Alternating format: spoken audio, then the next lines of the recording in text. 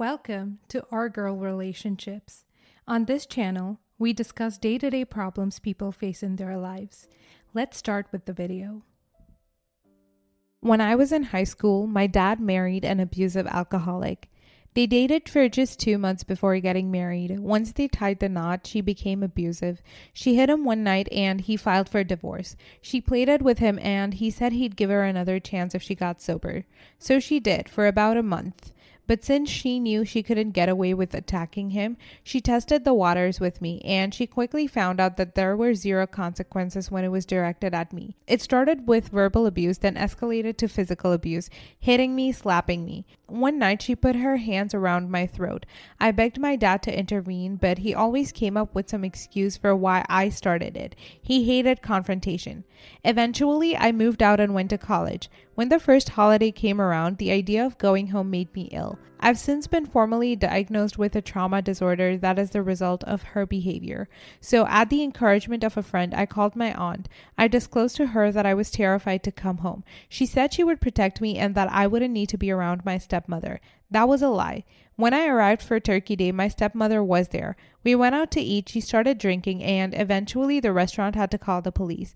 My uncle made a joke that, wow, she really went after you this time, huh?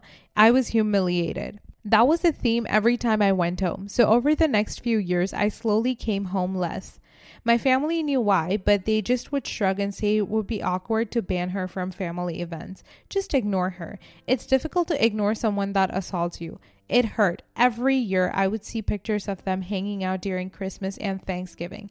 They looked happy. I missed my family but grew distant from them. I missed family reunions and milestone events because the second she found out I might come, she made it a point to be there. And it got nasty every time. So I just stopped altogether. I also saw my cousins develop deep relationships with my aunt, uncles, which I honestly was jealous of. I felt like I had been cheated out of substantive family relationships simply because they all hated confrontation.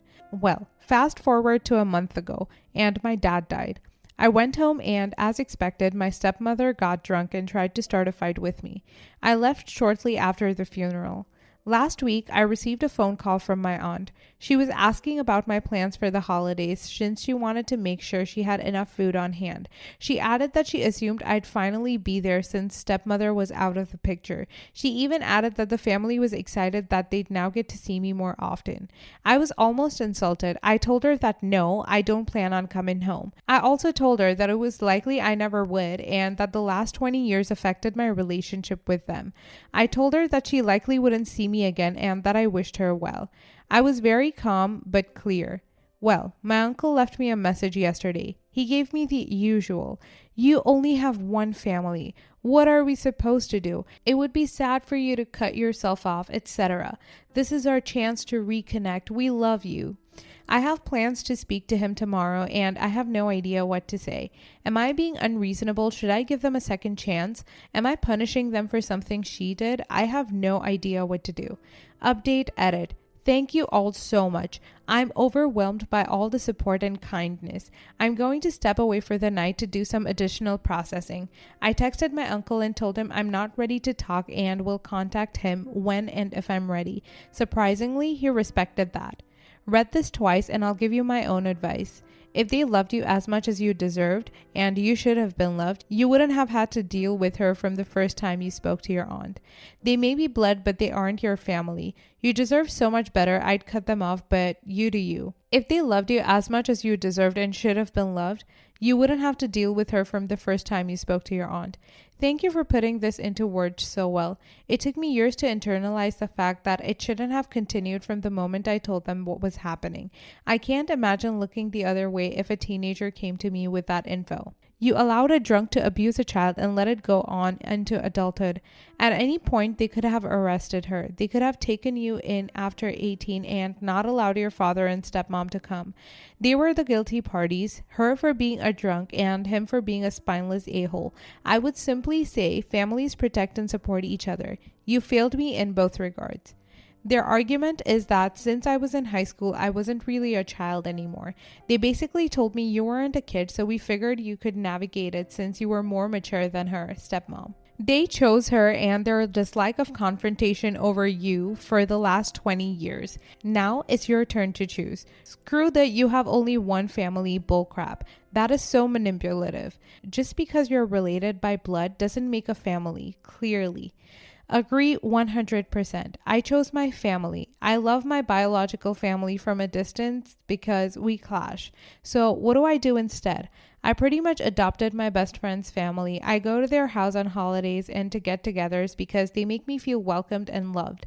Not all families are blood and not all blood is family. I'm Queen Petty. If my uncle told me this bullcrap, I would have told him, you have only one family and you've made it clear she was yours. I've moved on and you should too. If they come at you with blood is forever, I would just kindly remind them that they forgot that she was laying hands on me. I'm also disgusted by your father allowing you to be abused and saying nothing, to the point that you had to cut him off. My own brother assaulted me. This is my father's son, not my mom's. He kicked him out of the house and told him he will always love him, but for what he did, he will end him if he comes around me. Throw the whole family away. I hope you have a great family. You are worthy of love and protection, and your presence is a gift only worthy of those who value it. Just from what you've written here, I don't see how you could know that this horrible woman wouldn't just show up anyways, especially if she caught wind that you were going to be there. If she does, the pattern is going to repeat. She's going to come after you and they're going to stand back and watch it happen.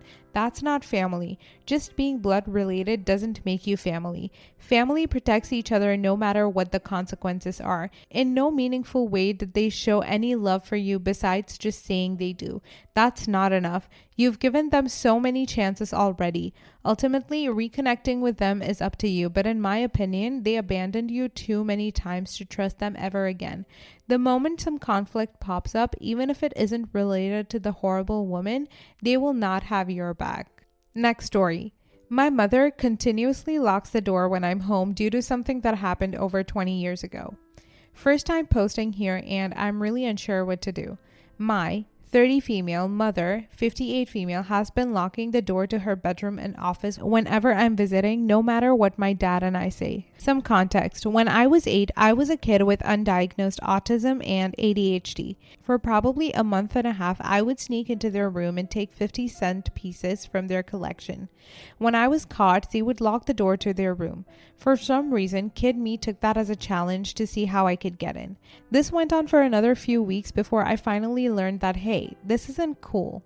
I haven't taken a thing from them since, besides maybe a pen or something that I forgot to give back. But she told me that she would never trust me again and has been locking the door ever since. I turned 31 soon and she still does it even to this day. I've asked my dad what he thinks, and he thinks she's being unreasonable, especially because A, I'm a grown adult, and B, I haven't stolen anything in literally 22 years. But my mom gets angry and rubs the fact that I stole from her when I was 8 in my face. More context. She also makes random snide remarks at me if I say something wrong. I'm a truck driver, and she once asked me if I would move their stuff across the country for free because they're family. When I said no, that stuff requires money and whatnot, she said, you better be careful what you say because that could come back and bite you in the future. I'm at the end of my rope run and they want me to visit for holidays. I really want to because I love my dad, but I also don't want to deal with her anymore. I guess I need suggestions on what to do. Don't give her the kind of attention she's clearly craving. She's told you that she does not care whether you come over or not. You do not like who she is, you love your dad, and would still like to come over to visit. Whenever you're over, just focus on your dad. I don't mean straight up pretending like she doesn't exist, but when she makes snide remarks and stuff, just say okay and go back to talking to your dad or whatever. Passive-aggressive people like to get the reaction out of people. It's not about you wanting access to their bedroom, it's about the gesture. Your mom going out of her way to show you that she's holding a grudge against what her own child did when the kid was 8. Jesus Christ, people, some of these comments. I'm really sorry, original poster. It must hurt knowing your parents don't like you. It's not only the door locking. Your mother told you she doesn't care if you visit or not. No loving mother would ever make such a statement because she caught her daughter nicking some coins when she was 8 years old. As others have suggested, stop trying to make amends with her or convince her you have changed. It's not worth it. Focus on your father. You sound like you have a loving and trustful relationship. Give him the love your mother doesn't seem to want, her loss. Ignore her passive aggressiveness and put up with her petty crap just to see him. Visit for the holidays and then suggest activities you and your father can enjoy together. The mother can do whatever she wants. Wish you the best of luck. Your mom sounds toxic. More distance, the better. Express to her you think it's stupid and she needs to get over it, or you aren't coming home around anymore because you feel like it's pointless to worry about now. I have, and she straight up told me that she doesn't care whether I do or not. I would stop visiting, but I absolutely adore my dad and want to see him. Well, there's your problem. She obviously doesn't care for you that much then. You could always schedule ways to see your dad outside of the house if needed. Yeah, Mom, your autistic kid stole some coins from you when he was 8, so it was totally appropriate to treat him like a criminal for the rest of his life. Seems totally reasonable. You don't have to stay with them when you visit. You can stay in a hotel and never lay eyes on her precious office. And then you can also simply disengage and go back to your hotel if she says nasty things to you. Or just hang out with your dad elsewhere. If they want to know why you've changed the way you visit, you can be honest about the way her behavior makes you feel and why it has caused you to take a step back. Okay, so your mom doesn't seem to be that great of a person if she's holding $2.50 over your head for 22 years. So the petty a-hole that I am would stop by a bank and trade in $20 for 50-cent coins. Every single visit, I'd either secretly leave her a 50-cent coin lying around for her to just find with no explanation and deny any knowledge on where they came from, or I'd passive-aggressively elude somehow getting it from her room before giving her the coin while leaving. Next story. Me, 21 female, and my boyfriend, 33 male, have been dating for around a year and a half. I love him a lot and it's been good, except I feel like I can't hang out with my friends anymore. When we met, I was definitely in a party phase and I slowed down significantly when we were officially dating. But my friends, even in relationships, all still go out occasionally in between school and work schedules. My boyfriend says he thinks bars are very disrespectful to our relationship, and I can see that. I'd be lying if I said I don't miss just going out for a couple of drinks as a girls' night, but I understand he thinks it's inappropriate and he's just wanting me to be safe. He says he's worried about other guys and doesn't trust them but trusts me. The problem is though, anytime my friends invite me to something that's not bars, he seems to get upset. Like they invited me to go to a concert, game, etc. and he says things like that I think he would enjoy. I should ask him first before agreeing to him, but I know he'll always say yes and get upset if I don't. I don't think he realizes that his whole mood changes when I mention hanging out with my friends without him. My friends and I already have super busy schedules, so it's hard to hang out and I hate not being able to say just yes to the idea. The last time I brought it up, it turned into a big problem and he kept saying things like, "Sorry, I'm just selfish. You just want to live this single life. You just never want to do things with me." I always try to plan fun things or mention date ideas. I'm always with him and I love him and I don't want him to think I don't like hanging out with him, but I miss my friends and having an identity outside of our relationship. How do I talk to him about how I feel in a gentle way that won't spark an argument? Update. I'm not really sure if it notifies people with edits. I've never really used Reddit before, but thank you everyone for your insight. I was physically sick reading everything and had to take a break last night because I've been really oblivious to red flags that have put a lot of you in bad situations. And I guess put me in a bad situation that I didn't really realize. We had a huge argument last night that didn't go well at all, and some things you all said might eventually happen. So I'm going to try to end the relationship and go to the leasing office to try to break the lease we had signed just a few weeks ago. I really do appreciate your time to try to help me. I already know you're going to get a lot of the same kind of answers as mine in the comments. The reason is because so many of us have been in this position. It's just so familiar. First of all, when you say he doesn't realize his mood changes when you tell him what you want to do, he does. He's not stupid. He knows if he reacts that way, you'll see his reaction and back down. And he knows you're non-confrontational. So he'll keep trying to subtly get his way and pretend to you and himself that the reason he's reacting this way is for your safety, or that bars are disrespectful to your relationship, which is Jesus Christ, the absolute biggest pile of crap. This guy should be a boxer. His reach is unbelievable. What he is doing is getting what he wants from a person who loves him, who hasn't learned that conflict is healthy. You are agreeable in relationships. You need to work on that. Boundaries are good. They prevent resentment and indicate and bolster respect. Communication is love. Trust is love. He's manipulating you because he's arguing in bad faith, and he knows because you love him and it has worked so far that he can get away with it. It's not mean-spirited. What he's doing is working, so he is going to keep doing it as long as he can and use any guilt trick he can to use it to keep going. Your relationship will not work if you're not an individual. Your relationship will not work unless you take care of yourself. That includes your social connections.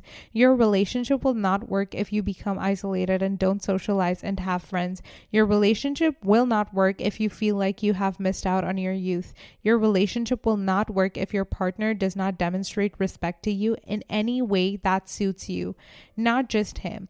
Any compromise must go both ways and can't be based on his fears. He knows this. He's been married. He knows it. At the moment, this situation is on track to ruin your relationship and make you very, very sad. And you're missing out on fun and social connection and inclusion. In the moment, it feels like love to give in to him and say no. It isn't. It's weakness. But it's hard to be firm with someone who is actively trying to manipulate the situation so you feel trapped into his choices so you can stay in the relationship. This is not love. If you want to broach this with him, tell him he is free to socialize with his friends if he wants to. You don't restrict his movements. If he trusts you, that should be enough. Your friends have partners and they understand that their partners have their own lives outside of their relationships. You're not in any more danger than they are. Why should you be treated differently? If he makes some excuse to you, say you understand he feels that way, but you simply disagree. You're young and want a social life. If he insists on trying to punish you emotionally for expecting the same treatment and freedom as your friends, then you might need to consider the relationship yourself. Also, he's way too old for you. It's fine if a partner is old, but he's clearly using his life experience against you rather than it complementing your lives. If he has trust issues, he needs a therapist, not a girlfriend a decade younger than him. There's no standard for this man to treat you well. Well, there is, but he's ignoring it. That doesn't make you dumb. It makes him immature. Long term, I can't see it, but it's up to you and I don't know your life. Good luck. He's controlling. Don't put up with his crap because it will only get worse over time. Anytime someone is trying to prevent you from hanging out with your friends or family, you should cut that person out of your life.